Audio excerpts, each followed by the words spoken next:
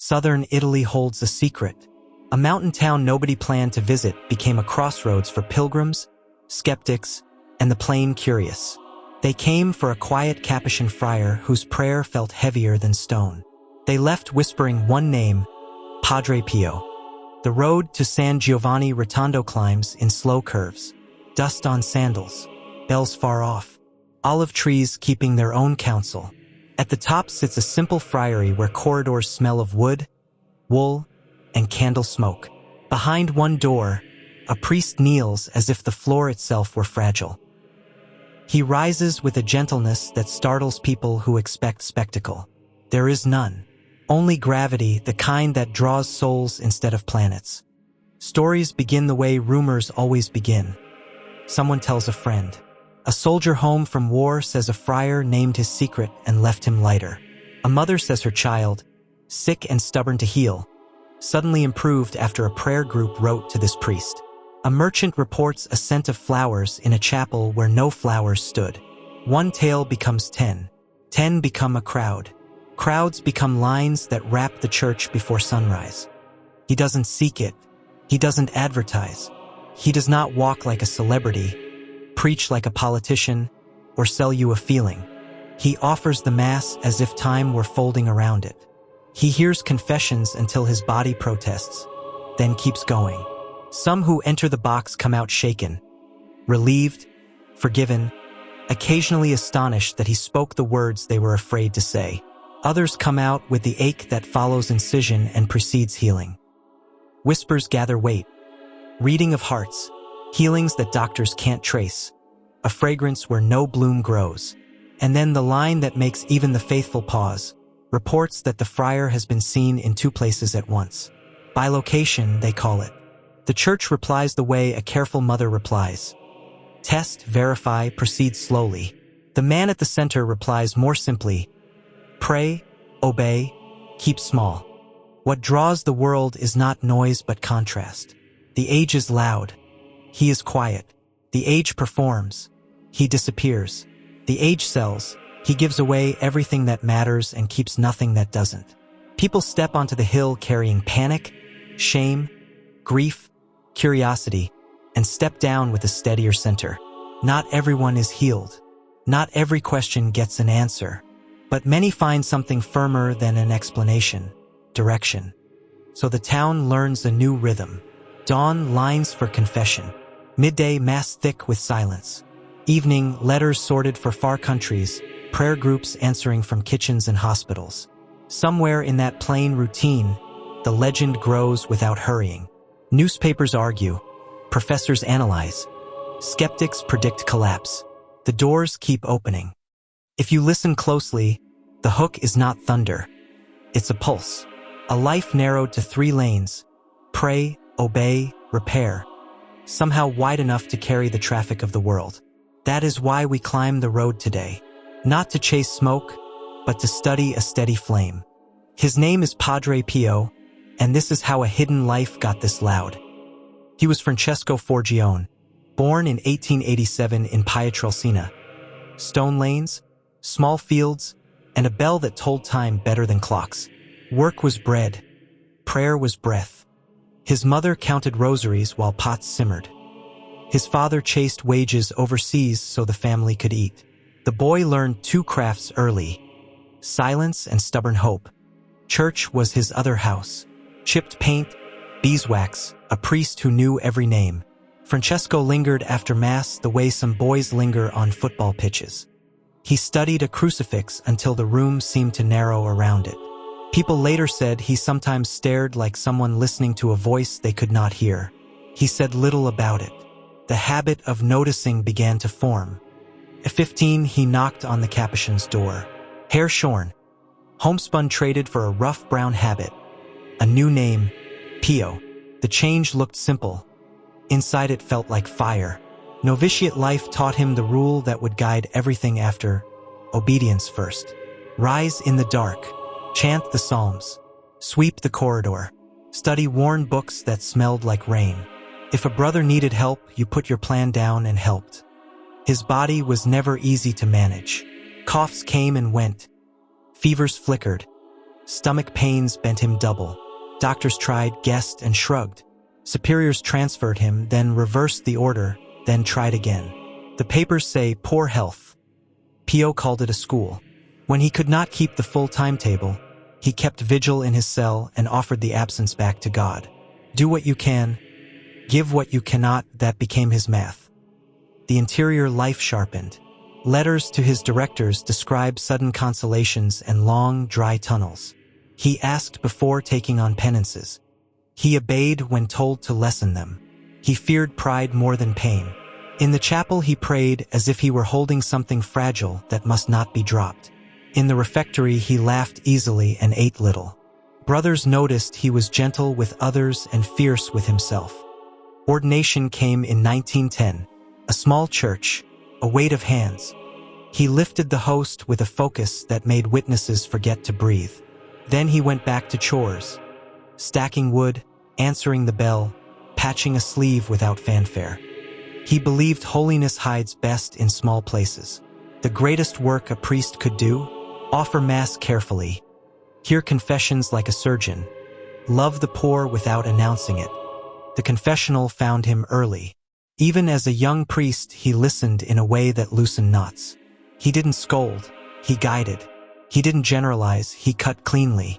People left lighter, sometimes shaking, sometimes smiling, often silent for a long time before they spoke again. He treated souls like glass heated to the edge of breaking. Firm hands, no sudden moves, mercy that felt like medicine. Meanwhile, Europe stumbled toward war, and sickness kept tugging at him. Brief military exams, brief releases, more letters. His superiors sent him to fresh air, then brought him back, then changed plans again. Each uncertainty trained one habit deeper: accept what comes. He wrote that God's will isn't a map you read once, but a road you feel with your feet, step by step, day by day. By the middle of the 1910s, one assignment would decide the rest. San Giovanni Rotondo, a hill town most maps ignored. Stone Friary. San Giovanni Rotondo looks quiet from far away. Stone, wind, a bell that doesn't rush. Up close, the air feels charged, like a chapel just before the first hymn. Padre Pio settles into the rhythm. Mass at dawn, confessions till dusk, simple food, simpler words. He keeps his eyes low and his answers shorter than questions. Then the first line forms. A soldier home from the front whispers that the friar named a sin he had hidden for years. A widow swears she walked into the confessional braced for judgment and walked out breathing like she had just reached shore. A merchant says the priest spoke 5 words that redirected an entire business. None of them can explain how he knew. He never guesses wild, he listens long. When he finally speaks, the sentence lands like a key finding the lock. Word spreads the way it always does. Through kitchens, markets, letters that ride in the pockets of travelers. People come for curiosity and leave with clarity. Others come with grief and leave with a map. Some report a fragrance, violets, roses, something clean and impossible, when no flowers are near. Others report warnings that later fit the facts. Wait, he tells one. Return home now, he tells another. The friars keep order kindly but firmly. The church takes notes and watches closely. Padre Pio keeps doing the simplest thing a priest can do: absolve with mercy and precision. The Mass becomes the center of the hill. He celebrates as if time bends there. Long silences that don't feel empty. Whispered prayers that draw a room taut and tender at once. People say they see his face change, pale, then luminous, then simply tired like any man who has poured himself out. He tells them not to watch him, watch Christ. After Mass he passes quickly, greeting no one for long, heading where he always heads, the confessional. Reports grow stranger. A woman in Bari tells friends the friar appeared in her hospital ward, spoke comfort, and vanished before the nurse returned. A pilot swears a robed figure stood in the sky and forced him to veer off a course that would have ended in disaster. A family in the north says he visited their sick child while, on paper, he never left the friary. The word people reach for is bilocation, being in 2 places at once. Padre Pio never boasts, he never explains, he never writes a paragraph about it. He simply Night brings other work. Brothers hear him in the chapel when the friary sleeps, a low murmur that rises and breaks. He said little about those battles. He asked much for those who fought their own.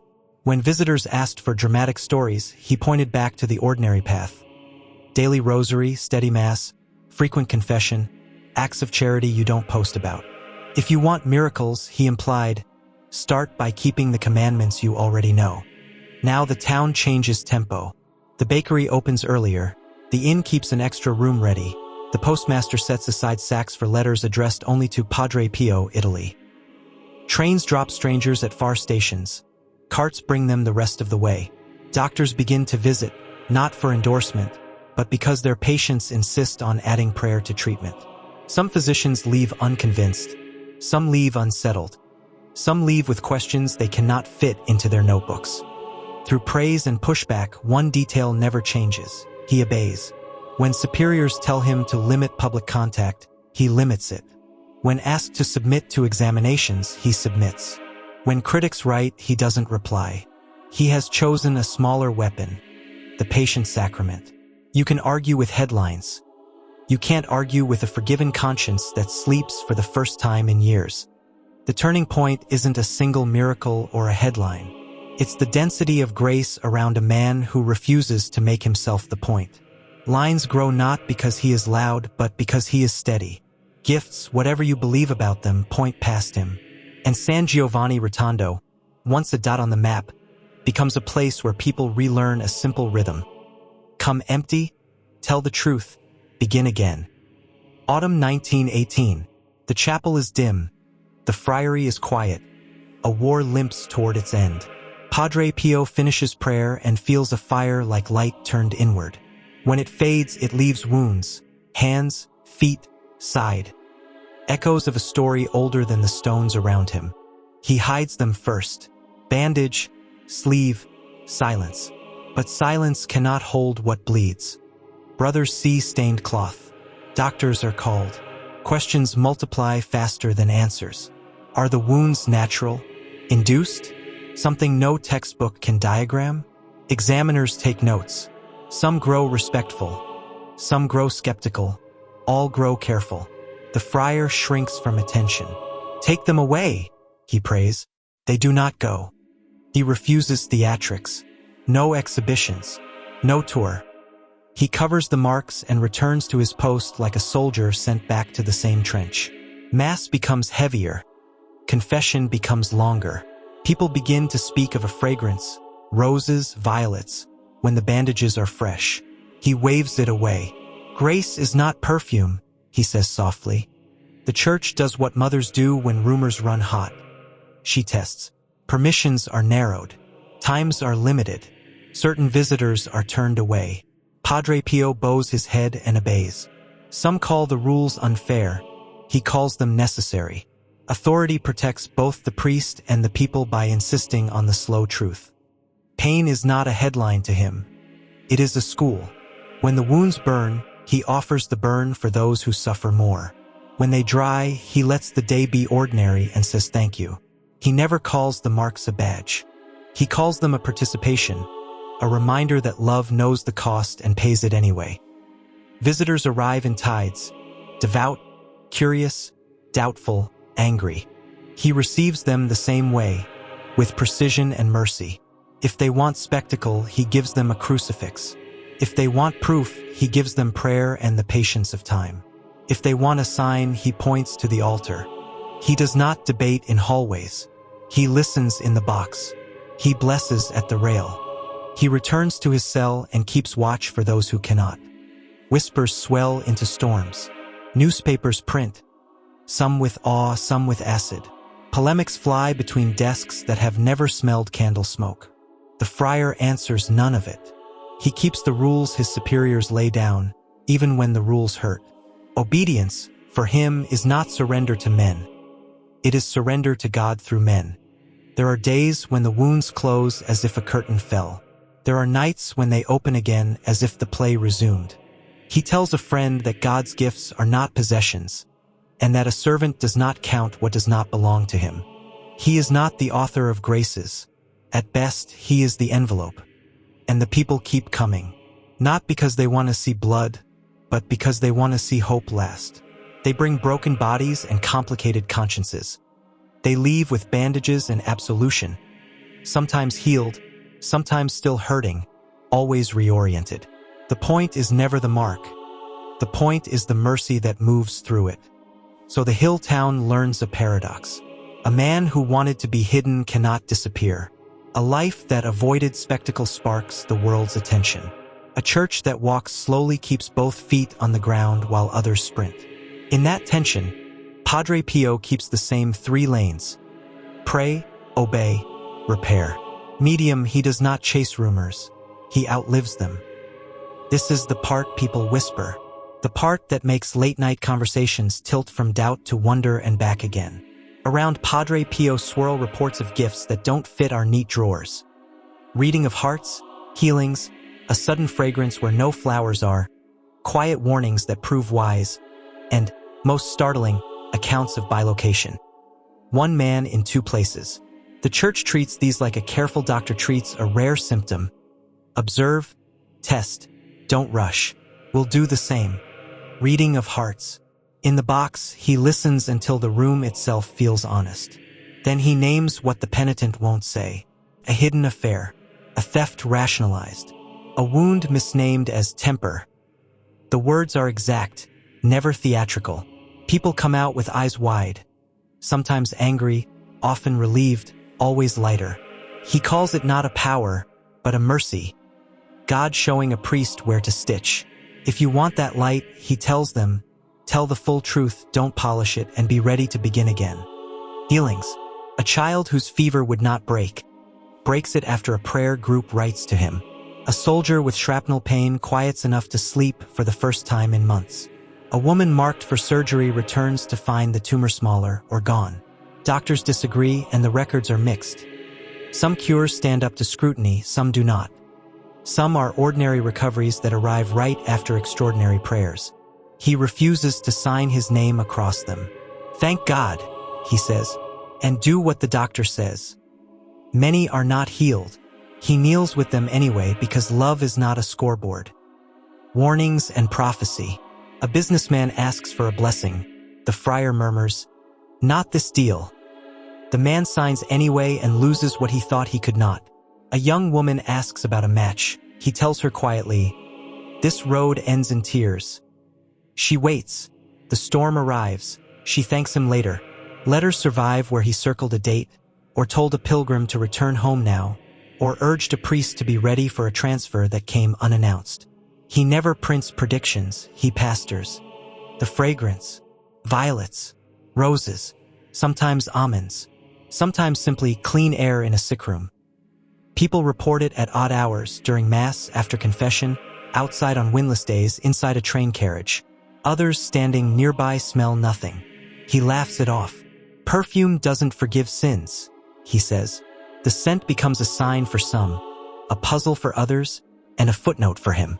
Bilocation, the word that makes even believers lean back. A pilot swears a robed figure appeared in the sky and forced him to avoid a deadly course. Later, he points to a photograph of Padre Pio and turns pale. A family in the north claims the friar visited their child, prayed, and was gone, while the friary ledger shows he never left San Giovanni Rotondo that week. A soldier reports the priest at his bedside in the trenches, giving comfort in a voice he can still mimic. Years later, he hears that same voice in the confessional and breaks down. How to weigh this? Witnesses abound. Documentation varies. Explanations compete. The Church's stance is firm and modest. Such things can occur, but they are not the point, and they are never proof of holiness by themselves. Padre Pio's stance is firmer and more modest still. Pray, obey, repair. Underneath the marvels runs something sturdier than sensation.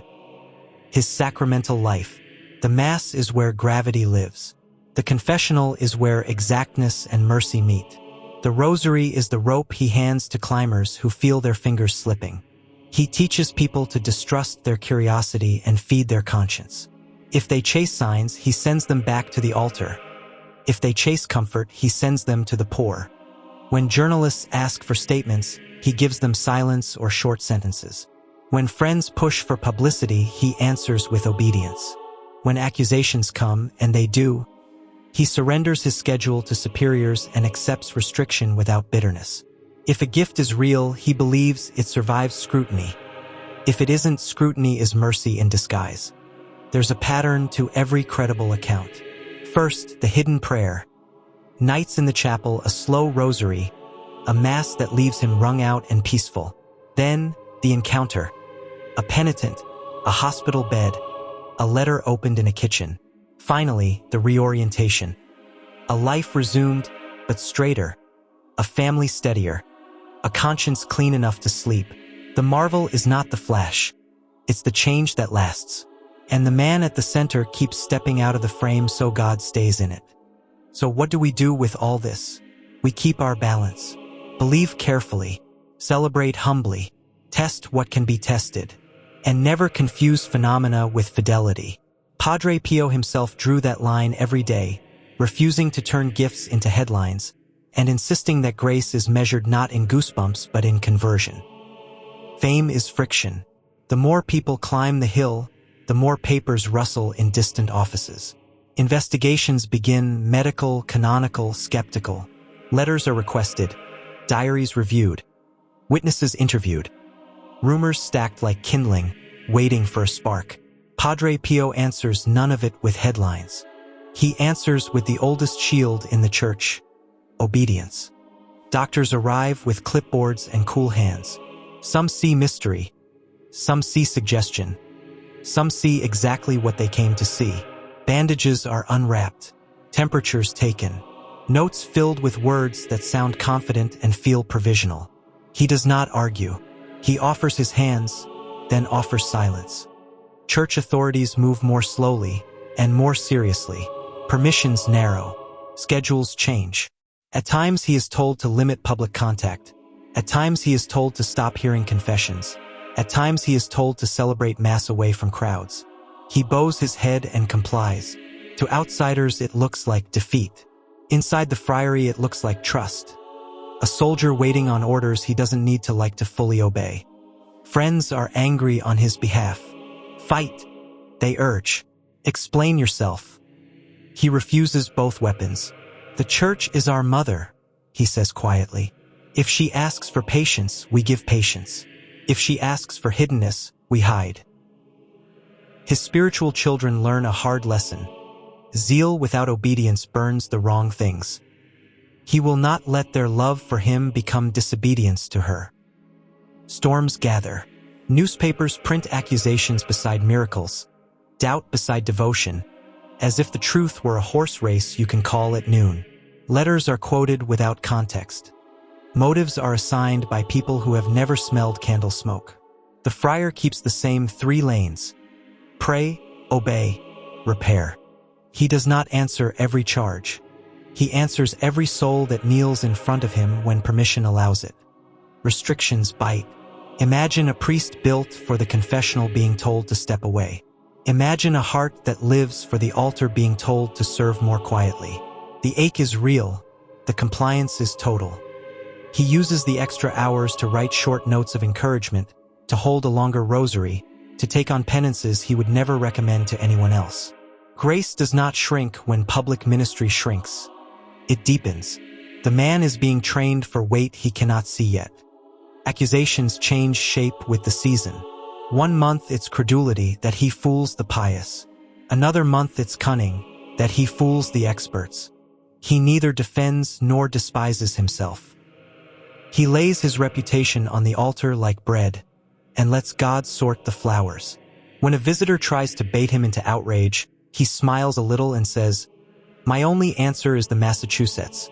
Then he turns and offers it as if the world depends on it, because in his mind, it does. Not all scrutiny is hostile. Some officials are simply careful. They know that signs can distract, that fervor can carry us past truth, that a mother must check on her child even when the child swears everything is fine. Padre Pio's obedience makes their work lighter. He gives them documents when asked, time when demanded, and space when ordered. Holiness that will not submit to testing is too fragile to trust. His passes the only test that matters. He keeps loving while he waits. Saints don't build monuments. They build help. When crowds swelled and headlines flared, Padre Pio didn't ask for a shrine. He asked for a hospital. Not marble. Mercy with medicine. They called it the Casa Sollievo della Sofferenza, the home for the relief of suffering. The name sounds gentle. The plan was bold. A place where the poor could meet specialists without fear. Where research labs and chapels shared the same address. Where a patient could find both science and someone to sit and pray. Donations arrived one envelope at a time. Widows' coins, farmers' savings, gifts from strangers who had only the rumor of a friar and the hope of a bed for someone they loved. Architects drew lines. Masons lifted stone. Nurses trained for work that would ask hands and heart together. Walk its halls and you hear two languages. In one room, blood pressure, dosages, scan results, charts. In the next, psalms, whispered Hail Marys, the sturdy silence of people keeping watch. Doctors make rounds in the morning. Volunteers hold hands at night. The elderly find dignity. Children find color and kindness. Families find coffee, counsel, and the strength to ask the next question. Padre Pio insisted the place should be excellent, not merely pious.